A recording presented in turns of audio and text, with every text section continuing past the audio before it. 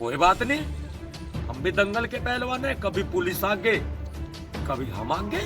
जब कायर लोग, बुजदिल लोग फंसते हैं, जब उनके डंडे लगने की नौबत आती है, गरीबों पे वो अत्याचार करते हैं, तो अपनी बहन बेटियों को आगे कर देते हैं। अध्यक्ष महोदय, एक बात और है आपके सामने कि आज से चौथा रोज पहले एक और घटना घटी। हाँ। उस घटना से सारा जो पर्दा उठ गया कि हाँ, पुलिस प्रशासन दबाव में काम कर रहा है। उधर लोग पूरा कैसे पता चला है? हमसे जैसे एसीपी साहब ने कहा था कि मैं न्याय संगत काम करूंगा, हम बड़े खुश हुए। और उस दिन ये कह के भी आए, जो अपने जो चैनल वाले लोग हैं, चैनल वाले जो लोग हैं, उनको भी हमने कहा कि हम एसीपी साहब की कार्रवाई से संतुष्ट हैं। अच्छा। हम संतोष है कि वो अच्छे, उन्होंने ये कहा था कि मैं कानून के तहत काम करूंगा। अच्छा। लेकिन जब आज से चौथे रोज पहले जो घटना घटी अपने नहर कॉलोनी सोना जो अंबेडकर चौक के पास है, हाँ। उस घटना में 2 घंटे तक वो अपनी एफआईआर जो लिखने की जो आधे घंटे में हो जाना चाहिए था वो जो काम, वो 3 घंटे में भी एफआईआर दर्ज नहीं कर सकी मैडम। वहाँ पर इंचार्ज मैडम, महिला इंचार्ज थी जो वहाँ पर, उन्होंने उसको किया नहीं। और उसके जो आदमी आरोपी था, आइए सर, जो आरोपी था सर, उस आरोपी को वहाँ बड़े इत्मीनान से अंदर बिठा के रखा और आरोपी को के घर वालों को बुला लिया और उन लोगों को बुलाया जिन लोगों के चेहरा देखते ही जो पीड़ित परिवार था। अध्यक्ष महोदय, जो पीड़ित परिवार था,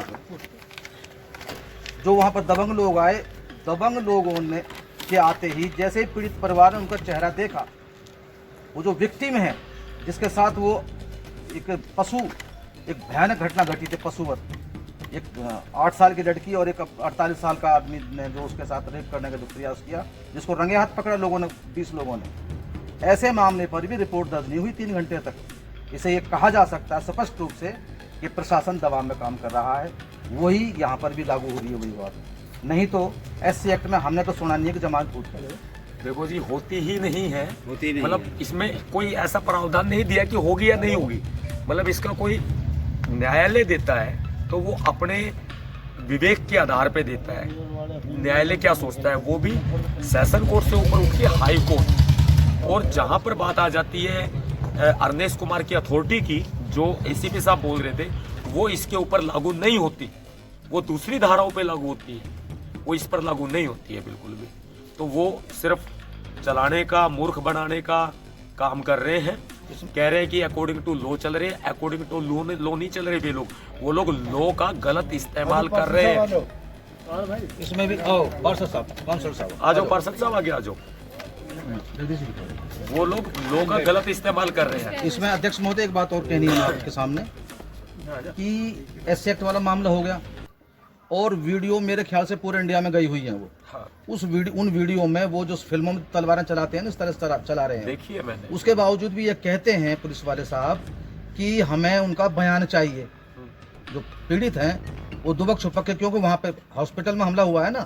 हाँ। दोबारा हमला नहीं होगा, इस बात के लिए कौन से आदेश जारी हुए हैं? दोबारा हमला उनके ऊपर नहीं हो सकता, इसलिए छुप के अपना इलाज करवा रहे हैं वो लोग। तो मैं ये कह रहा हूँ कि जब इतनी तलवारबाजी हुई और उसके बाद भी पीड़ितों का क्या बयान लेना है इनको? उनको छोड़ कैसे दिया? उन लोगों को जो तलवारें चला रहे, वो तो समाज पे कलंक है, किसी और को भी काट सकते हैं वो लोग। जनाब, वो मानसिक तौर पे विकलांग हैं वो लोग, वो किसी पे भी अटैक कर सकते हैं। उन्होंने उस आदमी का भी हाथ तोड़ दिया, काट दिया, जो उनका वहाँ पर मिलने के लिए गया था। अब क्या भरोसा इस बात का कि हम इसके सहायता के लिए आए हैं? हमारे ऊपर उनके 10 आदमी आकर तलवार से अटैक नहीं करेंगे, इस बात का क्या प्रूफ है? ये देखिए जनाब, आप जो बात कह रहे हो बिल्कुल ठीक कह रहे हो। ये बात किसी से छिपी नहीं है।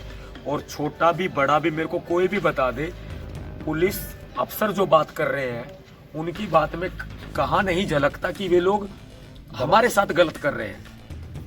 मतलब साफ तौर पे दिखाई दे रहा है कि वे लोग आरोपियों को बचाने का प्रयास कर रहे हैं। यही ऐसे में आपको एक बात बता दूं, जुल्म सहने वाला ना जुल्म करने वाले से कहीं ज्यादा गुनहगार होता है।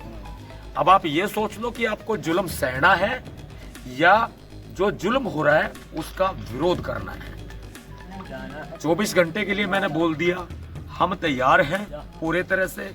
युवा खून है, कानून के तरीके से चलेंगे, संविधान के तरीके से चलेंगे, कानून हाथ में नहीं लेंगे बिल्कुल भी।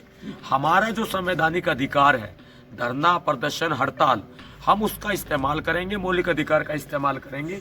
लेकिन अपने पंच साहब बैठे हैं, सारे पार्षद साहब हैं, काउंसलर साहब, अपने सारे मौजूद आदमी बैठे हैं।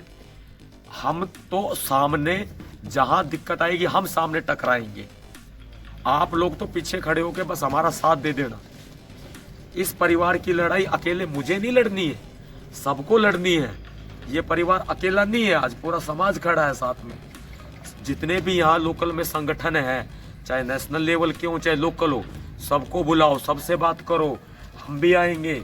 और अच्छे तरीके से एक दिन डिसाइड कर लो कि जे इस दिन हम लोग जो है अपना धरना प्रदर्शन करेंगे। अगर आज देखो मैं भी हॉस्पिटल से चल के आ रहा हूँ, आपके सामने है ना, लेकिन नहीं रहा गया, रूह कांपती है अंदर से जब किसी अपने के ऊपर एक, वो तो तलवार मारी है उन्होंने, अगर कांटा भी चुभ जाए, खून निकल जाए, उसमें भी दर्द होता है हमारे।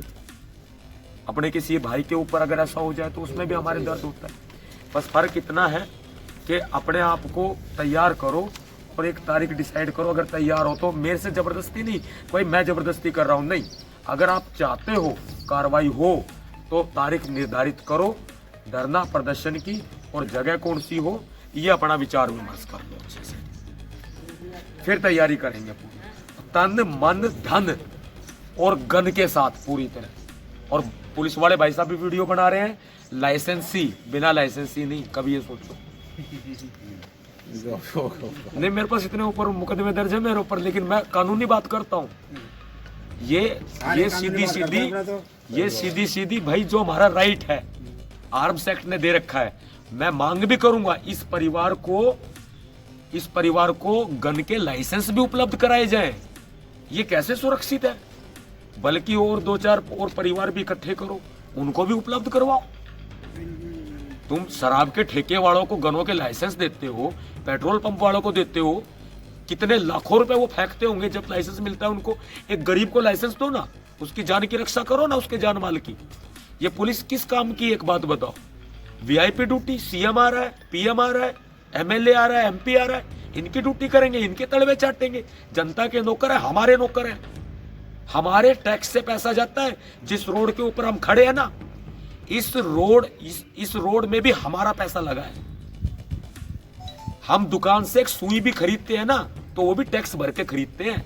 देखते हो ना, दूध की थैली लेके आते हो, एमआरपी इंक्लूडेड टैक्स, उसमें टैक्स जाता, चाहे एक पैसा जाए। तो इसलिए जितने सरकारी अफसर हैं या हमारे पुलिस वाले भाई हैं, मैं अपमान नहीं कर रहा, वो भी इंसान है, हमारे जैसे हैं। लेकिन कुछ अफसर होते हैं गलत फायदा उठाते हैं कानून का, वो हम बर्दाश्त नहीं करेंगे।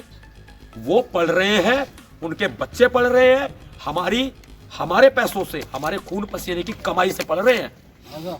ये क्लियर बोल रहा हूं मैं। और अगर किसी में बहम हो, किसी अफसर में, मंत्री में, सीएम में, तो अपना बहम काट दे, बहम निकाल देंगे हम। ये तो पहले ही निकाल दे अपना बहम।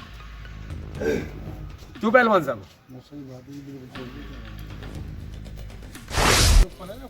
उल्टा इनके ऊपर केस बना रखा, कौन सी धारा लगा रखते हो? 354 बी। जब कायर लोग, बुजदिल लोग फंसते हैं, जब उनके डंडे लगने की नौबत आती है, गरीबों पे वो अत्याचार करते हैं, तो अपनी बहन बेटियों को आगे कर देते हैं। आपने धारा बता दी, मेरे को डिटेल तो नहीं बताई। ये लड़की की धारा होती है छेड़खानी की, तो वो अपनी बहन बेटियों को आगे कर देते हैं। इतने गिरे हुए नीच लोग हैं वो। अपने बचाव के लिए ये हमारी के थप्पड़ मारा था। शुरुआत या समिति के पहले बड़ा केस नहीं है, मैं आपको बता देता हूँ। इस केस में आप बरी हो जाओगे, कहो लड़ना है तो लड़ना है, कोई दिक्कत नहीं है। इस केस में आपकी जमानत पुलिस थाने से हो जाएगी, कोई दिक्कत नहीं है। लेकिन इस केस में आप बरी हो जाओगे, सबूत कुछ नहीं होगा, गाइड करेंगे पूरा, कोई दिक्कत नहीं है जी। दूसरी बात, जब आप बरी हो जाओगे तो एक्ट में एक प्रावधान और है, दूसरे पक्ष का व्यक्ति आपके ऊपर मिथ्या गलत आरोप लगाता है, झूठी कानूनी कार्रवाई करता है, फर्जी एफआईआर दर्ज कराता है, तो उसके ऊपर 3 धाराएं और ठुकेंगी। 182 ठुकेगी। 182 तो सीआरपीसी है जी, वो आम आदमी पे है। लेकिन इनके ऊपर अगर कोई भी मिथ्या आरोप लगाता है तो एक्ट में प्रावधान है, झूठी पाई जाएगी ना, झूठी हाँ, सिद्ध होगी। एक्ट में प्रावधान है वो, एक्ट में ये प्रावधान है, वो तो बंदा बाहर भी नहीं आएंगे ये लोग। बस आप लोग मजबूत हो जाओ, हौसला मत तोड़ो।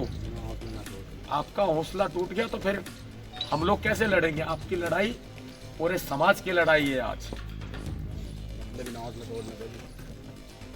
अकेले मत समझना बिल्कुल भी आप। कितने अचंभे की बात है जी, ये मारा काटा इनको जालिमों की तरह, और सुरक्षा उनको दे रखी है। वो आते हैं ना, पुलिस के साथ आते हैं सर यहाँ पे।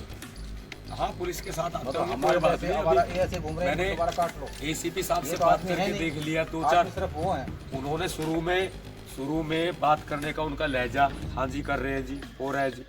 लेकिन जब उनको जायज बात कही गई कि भाई कैसे छोड़ दिया, क्यों छोड़ दिया, जब वो अपने उसमें आगे जो टोन होती है ना, पुलिस की टोन नहीं, पुलिस बहुत अच्छी है, सेवा समर्पण सहयोग यही बोलते हैं ना जनाब, सेवा सहायता सहयोग। सेवा सहायता सहयोग हरियाणा पुलिस आपके साथ। फिर वो टोन में आगे जिन लोगों का खाते हैं, फिर वो बोला उनके अंदर से, कोई बात नहीं, हम भी दंगल के पहलवान हैं, कभी पुलिस आगे, कभी हम आगे, कभी पुलिस पीछे, कभी पुलिस आगे आगे दौड़े, कोई दिक्कत नहीं, लड़ेंगे, कानूनी लड़ाई लड़ेंगे पूरे अच्छे से।